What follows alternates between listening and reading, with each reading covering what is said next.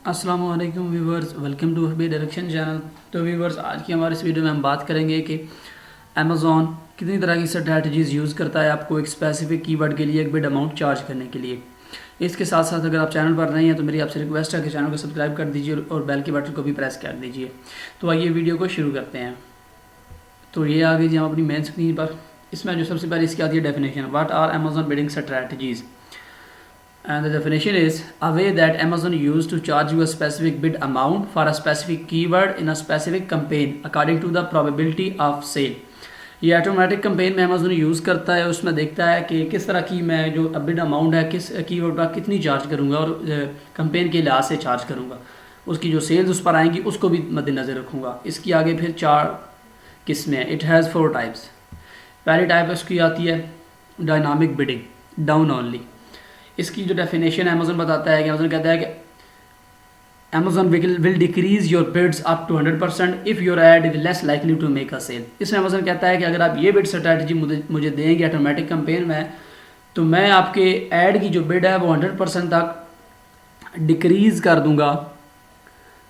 अगर $2 है तो मैं उसको $1 कर दूंगा, अगर इस तरह कर दूंगा अगर आपका ऐड जो है वो उसके सेल के चांसेस कम होंगे। यानी कि मैं अपने पास कुछ डाटा जो मेरे पास आएगा मैं उसको रीड करके उसको चेक करूँगा कि आपकी सेल इस पर आ सकती है, तो फिर मैं अगर नहीं आ सकती है तो मैं शो करूँगा, अगर नहीं आ सकती तो मैं आपकी बिड को डिक्रीज़ करके आपको नीचे कर दूँगा।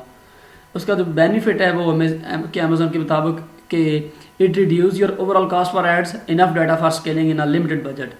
ये आपको जो है कि लिमिटेड बजट में जो आप लॉन्च करने के लिए प्रोडक्ट के लिए इनफ डाटा दे देता है कि आप उसमें जो अपनी प्रोडक्ट को रैंक करें। इतना डाटा ये आपको दे देता है कि आप एक लिमिटेड बजट के साथ, अगर आपका बजट कम है तो उसको लेकर चल सकें। इसकी आपकी जो ओवरऑल कॉस्ट है PPC की उसको भी कम करता है। अगर इसको हम यूज़ किस लिए करते हैं, for newly launch products having low budgets when you are not confident with your ads.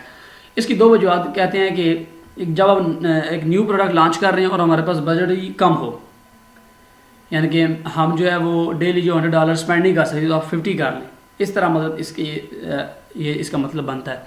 अब दूसरी बात है when you are not confident with your ads. इसमें एक बार और ये भी है कि अगर आप समझते हैं कि मेरी PPC जो है, जो मेरी लिस्टिंग है वो इस लेवल पर कन्वर्ट नहीं होगी कि मैं इसकी बिड्स या इसका कुछ और करूँ, तो मैं इसको डायनामिक ओनली यानी कि बिड अमेज़ॉन अपने हिसाब से मेरी बिड को जो है वो कम कर सकता है। मैं अमेज़ॉन को परमिशन देता हूँ। तो इस स्ट्रैटेजी में अमेज़ॉन इस तरह बिहेव करता है। अब दूसरी टाइप है dynamic bidding, up and down. इसकी जो डेफिनेशन है, अमेज़ॉन विल इंक्रीज और decrease your ads your bids up to 100% if your ad have more chance to make a sale or if your ad have less chances to make a sale respectively। इसमें Amazon कहता है कि मैं आपकी bid जो 100% तक एक keyword के लिए इंक्रीज़ कर दूंगा अगर मेरे डाटा के मुताबिक वो कीवर्ड आपके सेल का चांस ज़्यादा है कि वो सेल ला सकता है। अब दूसरी बात अमेज़न कहता है कि मैं आपकी बिड को 100% तक डिक्रीज़ भी करूँगा अगर मुझे पता चला कि इस कीवर्ड के अगेंस्ट आपकी जो सेल के चांसेस है वो कम है, तो मैं आपकी बिड जो है वो $100% तक कम कर दूंगा। लेकिन इसमें एक बात आपने ये याद रखनी है कि 100% raises in bid are only for TOS यानी कि top of search placements, for other it is only 50%। यानी कि 100% तक जो राइजेज बिड्स में आते हैं वो सिर्फ टॉप ऑफ सर्च प्लेसमेंट्स के लिए आएंगे, बाकियों के लिए नहीं आएंगे। ये आपने थोड़ा सा ध्यान में रखना है इसको देने के लिए। Dynamic bidding up and down, इसका जो बेनिफिट है, gives you enough data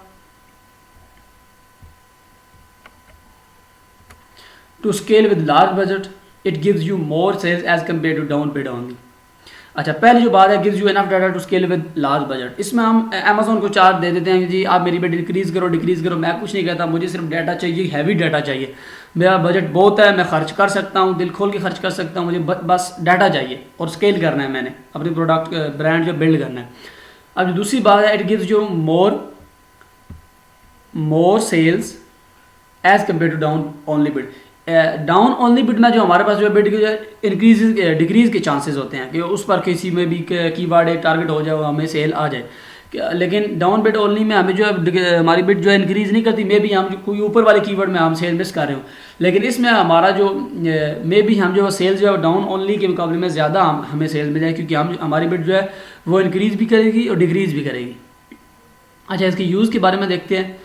if you have a large budget then you can use it as it increase your cost. If you are confident about your listing that it will not waste your high bids when your main focus is only getting high sales. इसमें पहली बात जो है ये कि अगर आपके पास बहुत सारा बजट हो स्पेंड करने के लिए, क्योंकि इसमें आपका बजट बहुत स्पेंड होगा, अमेजोन बस इंक्रीज करेगा डिक्रीज करेगा, जहाँ पर देखेगा कि आपके चांसेस बनते हैं मे बी आपको हो सकता है क्लिक किया है, लेकिन क्लिक तो आएगा, अब आपको अमेजोन बिड चार्ज करेगा। अब दूसरी बात ये कि अगर आपकी लिस्टिंग पर फुली कॉन्फिडेंट है कि आपकी लिस्टिंग कन्वर्ट होगी, जी मेरा ऐड इस तरह का बना हुआ है, मेरी लिस्टिंग का जो हर चीज़ पूरी है, इमेजेस सही हैं, हाई रेजोल्यूटेड है, डिस्क्रिप्शन कंटेंट बना हुआ है, बुलेट पॉइंट्स ठीक हैं, मेरी जो लिस्टिंग है वो कीवर्ड फुली ऑप्टिमाइज्ड है, तब भी ये एक बात हो जाती है कि बंदा कहता है जी मैं स्पेंड करूँगी, मुझे सेल्स भी आएंगी, कोई बात नहीं, अगर बजट स्पेंड हो रहा है तो बिड्स मेरी हाई होंगी।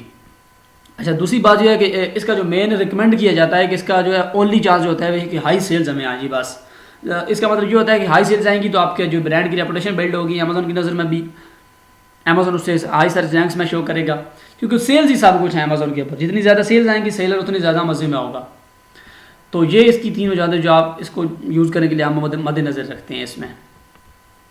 अब तीसरी बिड है फिक्स बिड।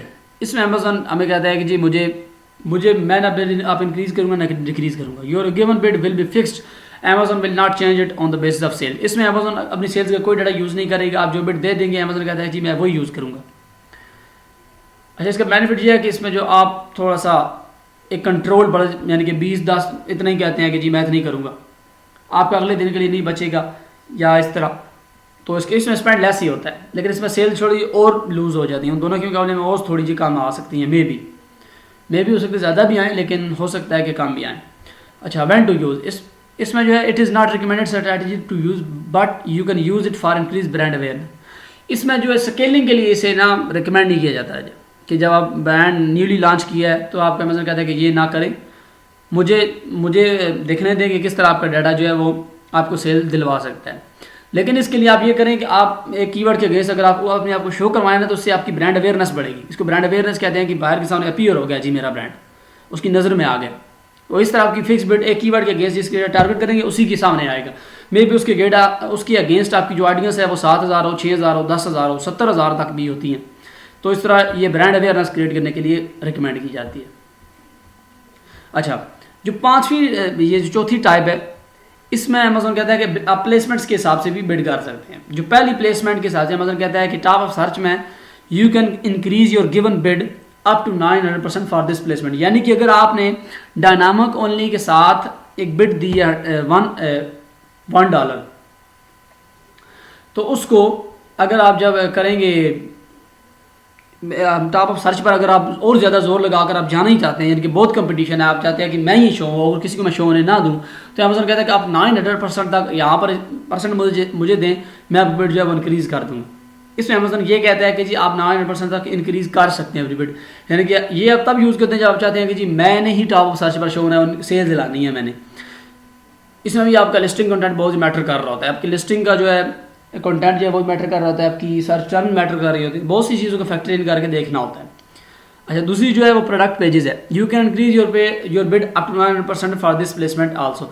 इसमें जो प्रोडक्ट पेजेस पर आपकी प्रोडक्ट शो होती है, यानी कि मैं अपने कंपेटिटर्स की प्रोडक्ट्स को टारगेट करूँगा तो उसके कंटेंट के बिल्कुल डिस्क्रिप्शन और बुलेट पॉइंट्स के दरमियान और नीचे आगे पीछे कहीं आपको वो शो करेगा।